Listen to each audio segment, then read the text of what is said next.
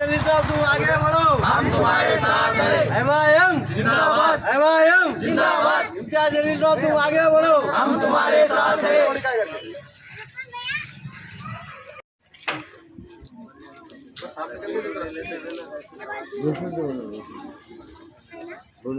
Divisional commissioner Sunil Kendrekar साहब के साथ एक मीटिंग लेकर आया हूँ और उस मीटिंग के अंदर मैंने 3 मुद्दों के ऊपर उनको जोर दिया हो। एक तो ये है कि आमखास मैदान के ऊपर जो स्टेडियम बनाने की हमारी जो बात चल रही है, उसके ताल्लुक से सुनील केंद्रेकर साहब ने पूरे गवर्नमेंट डिपार्टमेंट्स के डॉक्यूमेंट्स देखे, उन्होंने मीटिंग लिए है।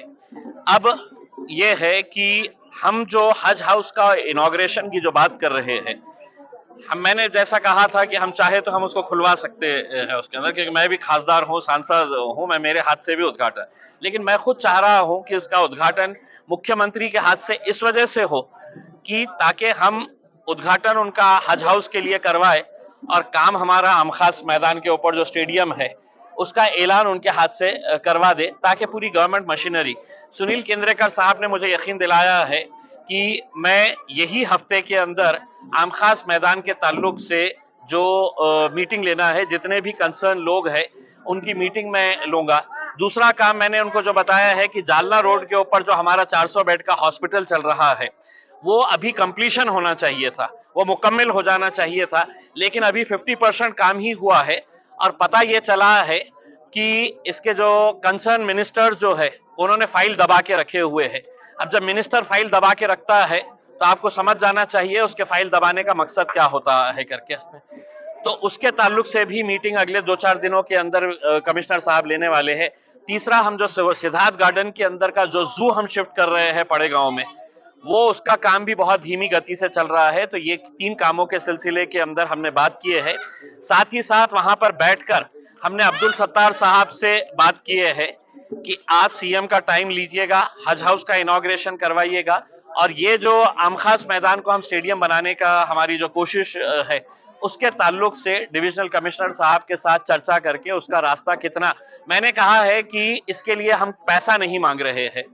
जितना भी आमखास मैदान के लिए, स्टेडियम के लिए पैसे की जरूरत रहेगी, केंद्र सरकार से लाने की जिम्मेदारी मेरी रहेगी।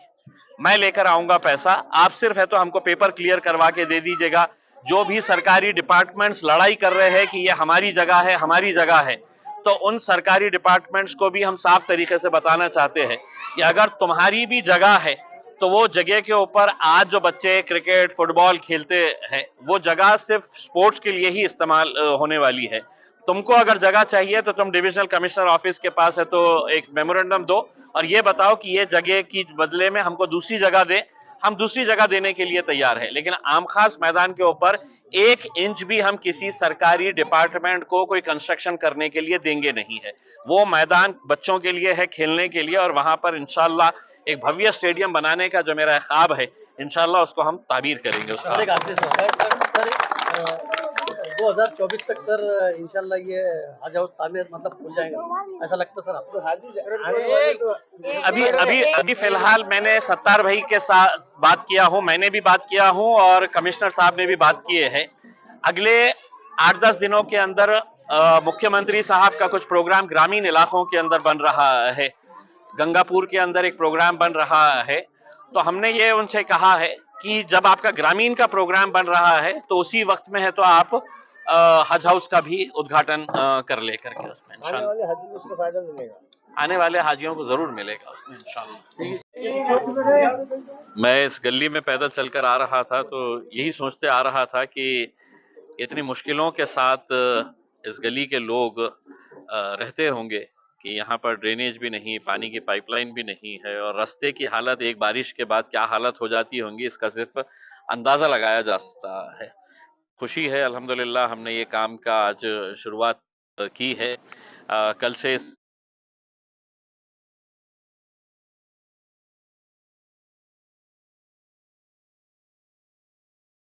लाइन के साथ साथ पानी की पाइपलाइन भी डाली जाए ताकि एक मर्तबा रास्ता बन गया तो फिर कोई उसे पानी की पाइपलाइन के लिए खोदे ना, क्योंकि मेरे हिसाब से ये पहली मर्तबा ही रास्ता बन रहा है। तो हमारी कोशिश यही है कि जहां पर रास्ता की हम शुरुआत करते हैं उससे पहले ड्रेनेज का, पानी का पाइपलाइन डाली जा गई तो फिर उसके लिए दोबारा खोदने की ज़रूरत ना हो। मैंने हमारे बाबा भाई से कहा है कि अभी बारिश कभी भी शुरुआत हो सकती है, जितना जल्द से जल्द ये काम शुरू किया जाए। आप लोगों से सिर्फ इतनी इल्तिजा है कि एक मर्तबा रोड बनने के बाद उसको क्यूरिंग के लिए जितना टाइम लगता है उसके लिए है तो रास्ता बंद करना पड़ेगा। तो कोई ये ना करे कि मैं मेरी मोटरसाइकिल लेकर आऊँगा, मेरी गाड़ी लेकर आऊँगा। उतनी एहतियात, क्योंकि जितना अच्छा रास्ता हम बनाएंगे उसको बेहतर बनाने के लिए आप लोगों का थोड़ा ताउन की ज़रूरत रहेगी। और मुझे भी मालूम है कि मिसरवाड़ी के अंदर जब मैं आमदार बना था 2014 के अंदर जब आया था तो मुझे हैबत इस बात की होती थी कि यहाँ पे काम शुरू कहाँ से करे और ख़त्म कहाँ पे करे करके। ऐसी ऐसी गलियां थी, ऐसे ऐसे रास्ते थे और इतनी दिक्कतें थी यहाँ पर।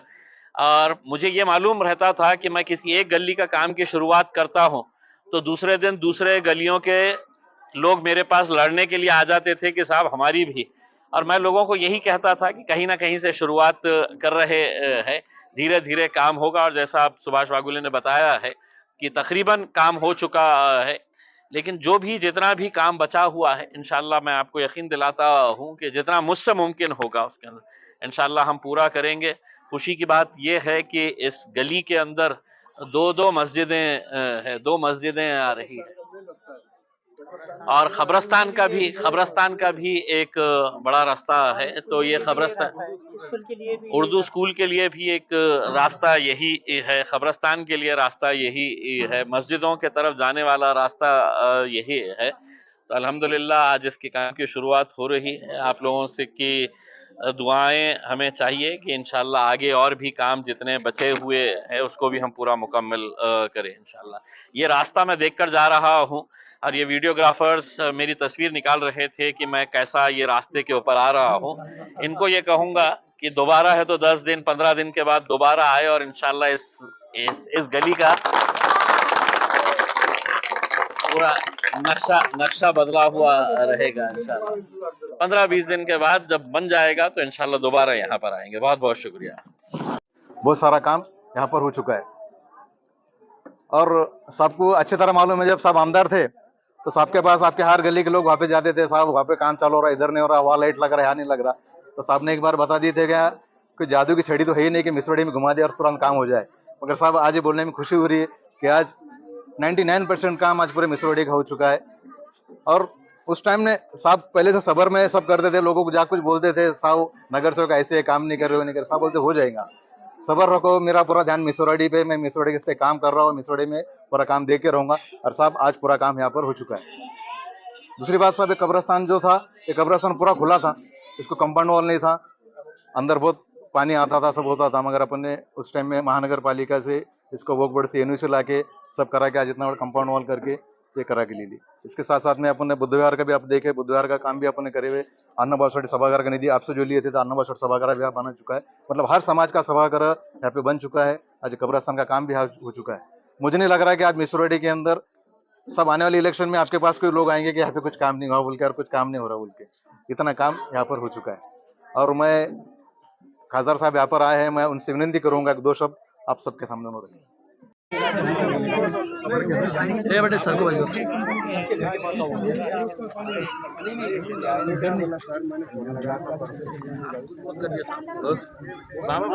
हाँ सर, वो जो भावनगर का अपना कंपाउंड का एनओसी गई, उन्हें बच्चे का साथ में था ना, उन्हें देख लिया, अभी फड़ के पास है एनओसी साथ में था ना तुम्हारे भी, जो हमेशा पाठ पूरा हुआ करता हूँ, फड़ के पास एनओसी हो जाएगा। कंपाउंड वाल 5 लाख की जो उन्हें संभाजी पवार जो फोन कर रहा था ना, थोड़ा वही कंपाउंड वाले ना साहब, वही कंपाउंड वाले ना, एनओसी मिल जाएगी ना। उन्हें बोला एनओसी की कॉपी ला के दो संभाजी पवार ने, उसके बाद काम स्टार्ट करेंगे। वक्फ बोर्ड की भी मिली हुई अपनी, कॉर्पोरेशन की नहीं मिली हुई।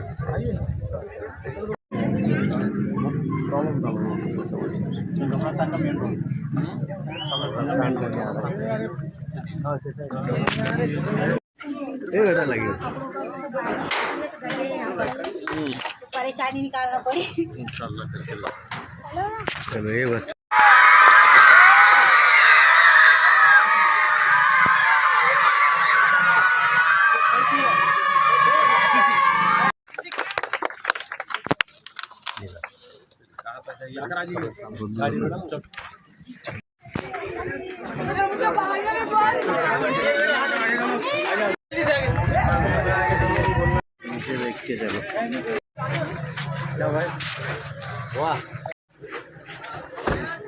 अस्सलाम वालेकुम।